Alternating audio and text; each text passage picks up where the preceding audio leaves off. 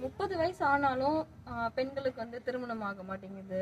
முன்னாடி காலத்துல எல்லாம் வந்து 23, 22 அந்த வயசுலயே கல்யாணம் பண்ணிடுவாங்க. அதுக்கு முன்னாடி எல்லாம் 16 வயதுலயே கல்யாணம் பண்ணிடுறாங்க. ஆனா இப்ப வந்து 30 வயசு ஆனாலும் திருமணம் பண்ணிக்க மாட்டாங்க. இன்னொன்னு அதுக்கு காரணம் வந்து அவங்க வேலைக்கு போறதுனால, அவங்க படிச்சிருக்காங்க, நான் நிறைய படிச்சிருக்கேன், எனக்கு வந்து டைம் வேணும் சொல்றாங்க.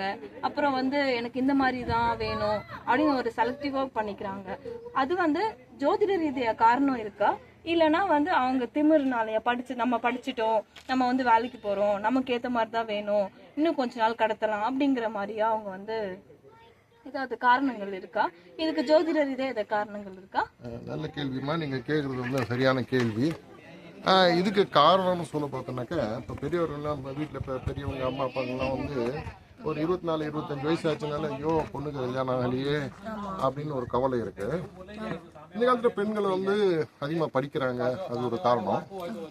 படித்து முடிச்சதுக்கப்புறம் இவ்வளோ கஷ்டப்பட்டு நான் படிச்சிருக்கேன், எனக்கு அதுக்கு தகுந்த மாதிரி வேலை வேணும் அப்படின்னு இதை வந்து ஒரு காரணமா வச்சு பெற்றோர்கள் என்ன சொல்றாங்கன்னாக்க பெண்களுக்கெல்லாம் வந்து திமிராயிடுது அப்படின்னு. ஆனா ஜோதிட ரீதியா பார்க்கும்போது எத்தனையோ பெண்கள் வந்து படிக்கும் காலத்திலேயே வந்து இப்பவும் கல்யாணம் நடக்குது. சின்ன வயசுல 23, 24 வயசுலயே கல்யாணம் நடக்குது, நடக்காம இல்ல. ஏன் பெண்களுக்கு வந்து 30 வயசு ஆனாலும் கல்யாணம் ஆகல அப்படின்னா, அதுக்கு அந்த பெண்களை மாத்திரம் குறை சொல்லியோ இல்ல அந்த பெற்றோர்கள் வந்து அந்த பொண்ணோட சம்பாத்தியத்துல இருக்கணும் அப்படின்ட்டு சில பேர் சொல்றாங்களா, அதுவும் உண்மை இல்லை. ஜோதிட ரீதியா பாத்தீங்கன்னா எந்த ஒரு பெண்ணுக்கோ ஆணுக்கோ 2ஆம் இடம் கெட்டு போச்சுன்னா, 2ஆம் இடம்ங்கிறது குடும்பஸ்தானம். அதே போல 5ஆம் இடம்ங்கிறது புத்திரஸ்தானம். புத்திரஸ்தானம் கெட்டு போச்சுன்னா, புத்திரர்கள் எப்போ வருவாங்க, கல்யாணம் ஆனதான். புத்திரஸ்தானம் கெட்டு போச்சுன்னா அப்ப புத்திரர்கள் இல்ல, கல்யாணம் டிலே, அது ஒரு ரீசன். 7ஆம் இடம், 7ஆம் இடம்ங்கிறது களத்திர ஸ்தானம், கணவனையோ இல்ல மனைவியோ குறிக்கிற ஸ்தானம். அதே போல 11ஆம் இடம், 12ஆம் இடம், 8ஆம் இடம். 12ஆம் இடம்ங்கிறது அயன சயன போகஸ்தானம், அதாவது சுருக்கமா சொல்லணும்னா படுக்கையிற ஸ்தானம்னு சொல்லுவாங்க. அந்த ஸ்தானம் கெட்டு போச்சுன்னா இப்படி ராசிக்கும் பார்க்கணும், லக்னத்துக்கும் பார்க்கணும். லக்னத்துக்கு ராசிக்கு 2, 5, 7, 12 இந்த ஸ்தானங்கள் கெட்டு போயிருந்தா, அதே நேரத்தில் லக்னாதிபதியுடைய வலுவையும் பார்க்கணும். பல பேர் அதை பார்க்கறதில்ல. லக்னாதிபதியோட வலு, லக்னாதிபதி வந்து 6, 8, 12 மறைஞ்சோ இல்ல பாவ கிரகங்களோட சேர்ந்து இருந்தாலும் லக்னாதிபதி கெட்டு போய் லக்னம் கெட்டு போயிருந்து, அடுத்ததான் தசைகள் என்ன தசை நடக்குதுன்னு பார்க்கணும். அவயோக தசைகளும் வந்தா இவர்களுக்கு திருமணத்திலே தடை ஏற்படும். பெண்களுக்கு குறிப்பா 8ஆம் இடம் மாங்கல்யஸ்தானம் சொல்லுவோம், அந்த இடத்தையும் நம்ம பார்க்கணும். இப்படி பெண்கள் திருமணம் பண்ணிக்கல அப்படின்னா அதற்கு முக்கிய காரணம் அந்த பெண்கள் மட்டுமில்ல, ஜோதிட ரீதியா இந்த ஸ்தானங்கள் கெட்டு போயிருந்தால் அவளுக்கு திருமணம் தடைபடும்.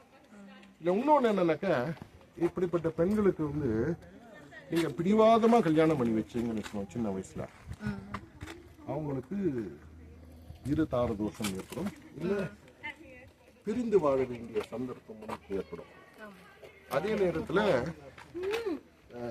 அஷ்டம சனி ஜென்ம சனி நடந்தாலும் அவங்களுக்கு திருமணம் அந்த நேரத்துல செய்யக்கூடாது, நடக்காது. அப்படி மீறி செய்தீங்கன்னா அதுல பிரச்சனைகள் வரும். இதெல்லாம் வச்சு பார்க்கும்போது பெண்களை மட்டும் குறை சொல்லி எந்த பிரயோஜனமும் இல்லை.